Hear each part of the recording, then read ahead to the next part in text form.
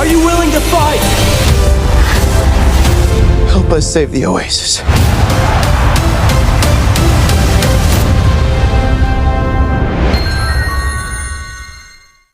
Halo Besti, gimana nih kabarnya? Semoga sehat dan bahagia selalu ya. Kali ini gue mau ceritain alur film yang berjudul Ready Player One.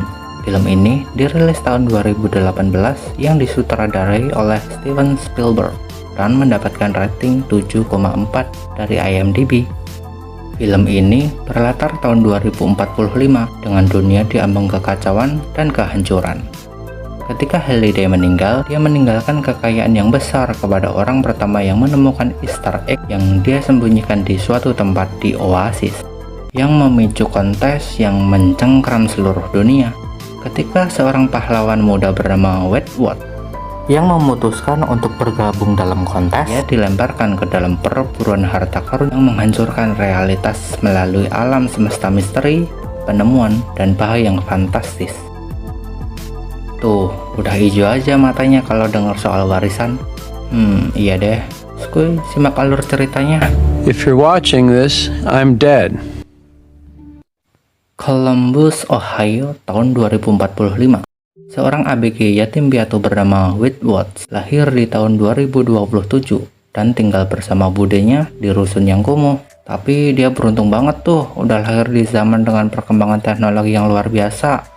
Di masa ini, semua orang menganggap kehidupan nyatanya terlalu membosankan. Wedgwood menuju ke markas rahasianya buat main game. Game ini berbasis VR ya Besti. Di game ini, imajinasi lu bisa menjadi kenyataan. Lu bisa melakukan apapun, pergi kemanapun, dan kapanpun. Di game ini pula, orang yang bermain bisa mengekspresikan dirinya sebebas-bebasnya.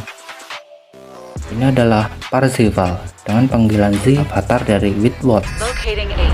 Z sedang nyariin H yang lagi farming di planet Doom bersama Daito dan Show yang merupakan avatar maparnya. Z ngingetin mereka soal balapan yang akan dimulai sebentar lagi. Mereka lagi ngerebutin tuh sarung tangan Gregarious 120 yang bisa mengubah pemakainya menjadi robot selama 2 menit. Oasis dibuat oleh seorang bernama James Halliday bersama bestinya Ochit Morrow. Oasis yang muncul tahun 2025 pada awalnya hanyalah game biasa, tapi belakangan menjadi booming. Tapi mungkin karena Morrow menikah, Morrow mengundurkan diri dan pada Januari 2040 Halliday pun meninggal. Di sini, sebelum meninggal, dia ngebuat peninggalan warisan berupa Easter egg di dalam game Oasis, dan siapapun yang menemukannya, orang itu bakal ngewarisin Oasis seutuhnya yang ditaksir bernilai ribuan triliun. Halliday pun ngebuat NPC bernama Anorek, dan untuk mendapatkan Easter egg itu, seseorang harus nemuin 3 kunci untuk mendapatkan clue dan sebagai syarat wajib agar bisa menangin tantangan. 5 tahun udah berlalu, tapi gak satu pun yang nemuin kunci pertama. Tapi dikabarkan ada kunci pertama di sebuah balapan. Balapan itu gak gampang ya Besti. Di game ini tuh gak ada aturan. Jadi ya balapannya nanti juga bakalan aur-auran. Oh iya, di sini juga menjadi tempat perusahaan untuk berternak avatar. Contohnya para avatar bernama Sixers yang bekerja untuk sebuah industri online inovatif atau IOI yang nafsu banget buat ngedapetin seluruh saham Oasis. Peternak avatar itu bernama Nolan Sorrento. Balapan pun dimulai. Z dapat start di belakang nih. Saat balapan, dia mantengin terus avatar yang naik motor. Ternyata dia adalah Artemis. Handling gila dia naik motornya ya. Di balapan ini tuh banyak banget rintangannya, baik dari lintasannya, bahkan jebakannya, para avatar lain, bahkan sampai karakter-karakter film pun menjadi problem dalam balapan ini. Saat Z hampir finish, dia dihadang sama King Kong.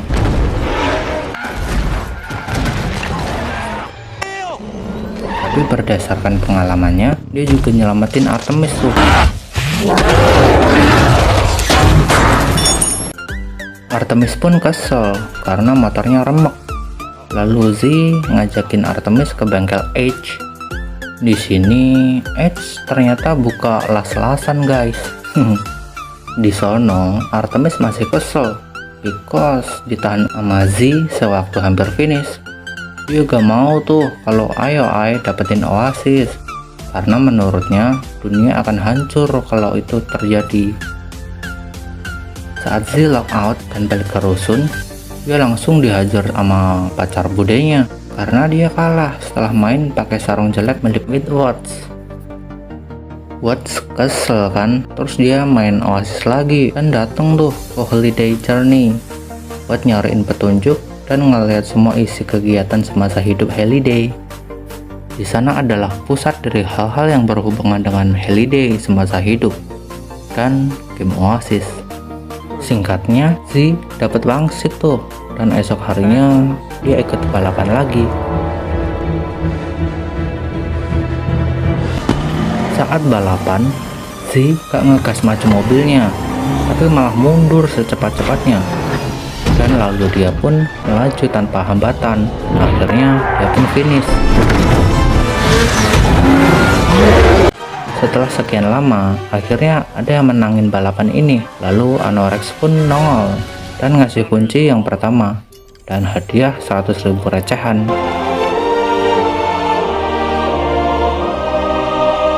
Di kantor IOI, Sorrento marah karena tim mereka keduluan. Lanjut, setelah menang dan dapat duit, Z langsung shopping dong. Dia pun ngeborong item-item yang berguna di Oasis, dan dia pun juga beli pakaian VR full touch sensor secara COD. Oh yeah. Di saat yang sama, Nolan dengan avatarnya bertemu dengan Aerox dan COD juga nih buat beli bola langka bernama Ark of Oxavox. Bola ajaib yang bisa bikin kubah yang gak bisa ditembus dari luar dan hanya bisa dimatikan saat mantranya dibacakan dari dalam kubah. Dan sekarang Aerox pun punya tugas buat nyingkirin Z. Z yang ngasih bocoran ke teman-temannya pun jadi pemenang berikutnya. Z jadi famous nih sampai harus nyamar segala. Z sama Artemis mantengin kilas balik kehidupan Holiday. Di sana Artemis kaget. Ternyata pacar Holiday menjadi istri sahabatnya, yaitu Bang Ocit. Dia pun bertaruh koin dengan kurator soal Kira itu, dan kurator pun kalah. Oh wow, a quarter. Lalu Artemis pun ngajakin Z buat ngedate nih besok. Di saat kebingungannya soal outfit, Edge memperingatin Z yang harus waspada dengan orang yang ditemuinya di dunia maya. Tapi karena dasar batu berkepala avatar, Z gak dengerin Edge tuh. Think about that. Setelah sampai di tempat yang dituju, Artemis ngajakin buat berdansa. Tapi mereka gak tahu tuh kalau mereka diawasi sama Aerox. Z yang tertarik sama Artemis pun ngajakin buat meet di dunia nyata, tapi malah kebablasan sampai membuka identitas aslinya. Aerox pun tahu dan langsung pasukan IOI datang buat ngegerebek mereka. Bergelut dong di sana.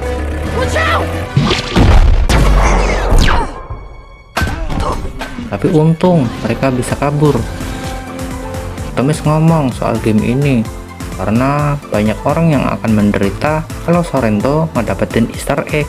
Di kehidupan nyata, Woods mulai diawasin tuh sama penculik dan dapat surel dari Sorrento yang ngajakin meet juga.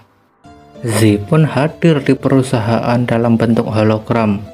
Dia kagum sama kursi game mewah milik Sorrento dan gak sengaja ngebaca kode login Sorrento. Di sana dia ditawarin tuh kerjasama dan bakalan dikasih loyalty tahunan kalau mau.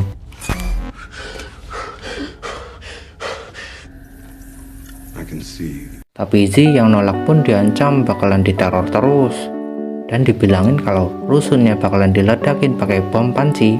Watts pun langsung balik dan mau ngelindungi budenya, tapi telat. Dia makin merana nih dan balik ke markasnya buat ngabarin ke teman-teman mabarnya, tapi malah dia diculik. Ternyata orang itu adalah suruhan Samantha. Setelah ngobrol, dia ngaku kalau dia tuh Artemis. Dan di tengah bincang-bincang hangatnya, Mbak Saman pun sadar soal clue selanjutnya. Dan mereka pun mabar lagi. Lalu pergi ke bioskop dengan film horor yang diputar secara 3D. Di sana mereka digentayangin tuh sama para hantunya.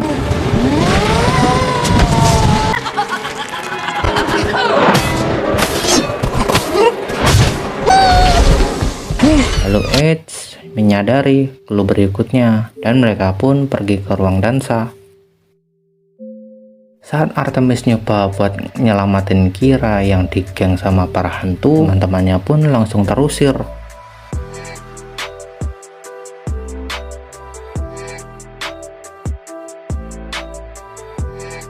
Besoknya, jejak Artemis pun diikuti sama pasukan IOI. Dan Sorrento pun kaget karena Z juga menjadi pemenang, yang artinya dia belum tersingkirkan. Di saat Mbak Saman dan Watts sedang mempelajari buku arti mimpi, Ron dari IOI pun bertamu dan menyerang mereka. Watts pun disuruh kabur duluan, dan Mbak Saman pun bilang kalau dia mau nyusul. Malah dia kegaruk karena dia punya banyak utang yang belum lunas. Saat kabur, Watts ketemu nih sama teman mabarnya yang bernama Helen dengan avatar Edge-nya, Toshiro sebagai Dashito, dan Show sebagai Show. Saat ini, IOI udah mecahin petunjuk yang ketiga. Scene memperlihatkan Mbak Saman yang ditahan di sebuah ruang game. Dia dan avatarnya sama-sama di penjara nih. Di sana, Artemis dipaksa kerja bagai kuda di planet Doom. Sementara pasukan IOI diperintahkan untuk nyelesain game jadul kesukaan Holiday. Sorrento pun meminta Airok buat ngaktifin kubah dari bola Ark of Oxavox. Di dunia real, Watts dan Toshiro berhasil masuk ke dalam ruang game milik Sorrento. Di sini, yang dilihat sama Sorrento adalah dunia real, tapi gak sadar kalau sebenarnya Sorrento masih ada di Oasis. Sorrento pun diancam kalau gak ngasih tahu di mana Mbak Saman. Setelah itu, Mbak Saman dibebasin sama Toshiro. Saat terbebas, dia berencana tuh buat ngebuka kubah dari dalam. Dia juga meminta Z buat ngumpulin massa dan membawanya ke planet Doom. Sorrento pun segera sadar dan tahu rencana mereka dan pergi ke ruang tahanan Mbak Saman. Gak lama kemudian, para avatar pun berduyun-duyun dan datang ke planet Doom dan bergulir di sana. Saat kubah Ark of Oxavox berhasil dibuka, Mbak Saman nemuin Z dan ngasih tahu kalau pasukan Sixer udah nemuin game yang dimaksud. Di dunia nyata, anak buah Sorrento lagi nyariin nih mobil yang dipakai sama Z dan teman-temannya buat menghentikan mereka secara langsung dari dunia nyata. Para avatar bertempur dan mengorbankan semua koin dan level yang mereka sudah capai agar Oasis gak dimenangin sama IOI. Lalu Sorrento pun pakai tuh skin armornya, yaitu Mechagodzilla. Dan dengan sarung tangan ajaibnya, Toshiro berubah menjadi robot Gundam RX selama 2 menit.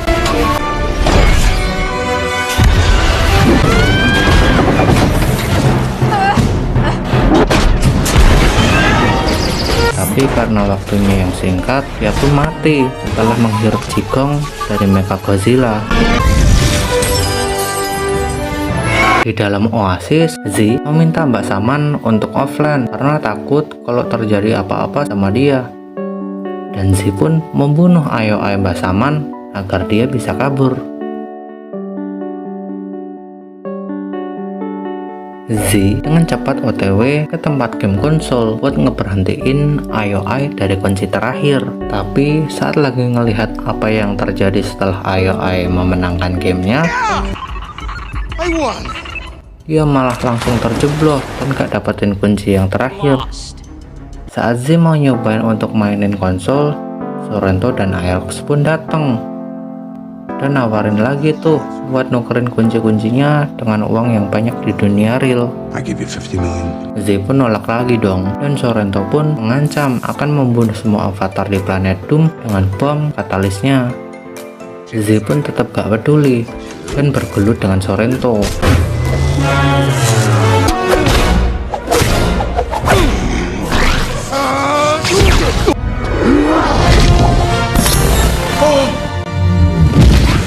Dan di saat Sorrento mendapatkan bomnya lagi, tanpa basa-basi, dia pun meledakannya dan membuat semua player menjadi offline.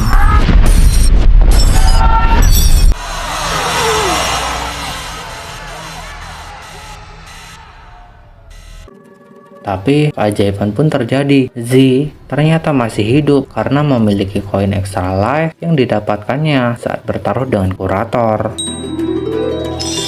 Thanks, Curator. Sorrento yang tahu pun jengkel. Dan aksi Z yang sedang memainkan konsol pun di mode streaming. Karena Halliday ingin semua orang melihat pemenang dari kontes yang ia ciptakan. Sekarang Mbak Zaman udah ketemu dengan teman mabarnya, tapi masalah silih berganti. Sorrento dan anak buahnya pun menemukan mereka. Dan di Oasis, saat Z berhasil mendapatkan kunci terakhir, mobilnya ditabrakin sama komplotan Sorrento.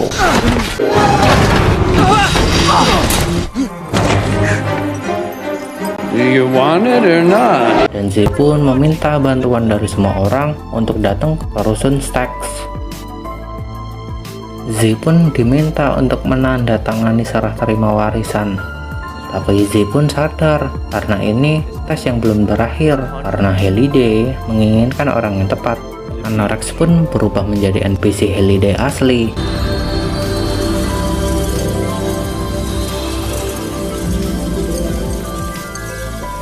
Di sana Z dikasih lihat masa kecil Halliday dan ngasih tahu format bottom yang berfungsi menghapus data dari semua server. Dan sekarang sudah waktunya Z mendapatkan Easter eggs dan memenangkan kompetisi serta menjadi pemilik tunggal Oasis.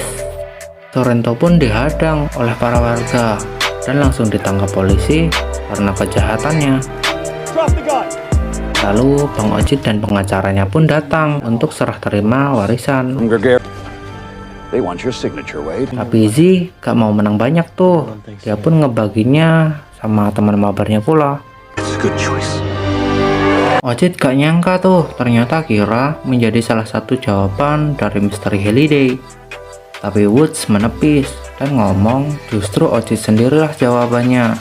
Karena Halliday rela berkorban agar tidak kehilangan orang yang dimaksud, yang adalah sahabatnya sendiri, yaitu Ojit Moro.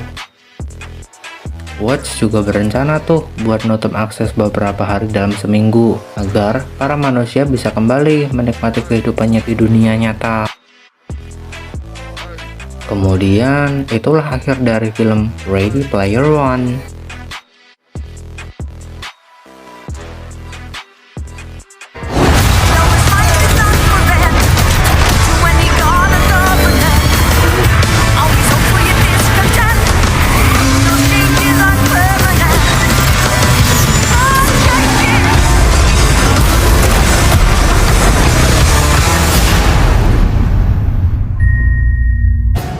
Gila, filmnya bagus banget ya. Yang nyeritain soal kehidupan kita yang membosankan ini seakan-akan kita bisa lari ke kehidupan yang lainnya, sehingga kita punya hobi baru, punya teman yang banyak, bisa ngelakuin apapun, dan mungkin kita juga bisa berpendapat secara bebas.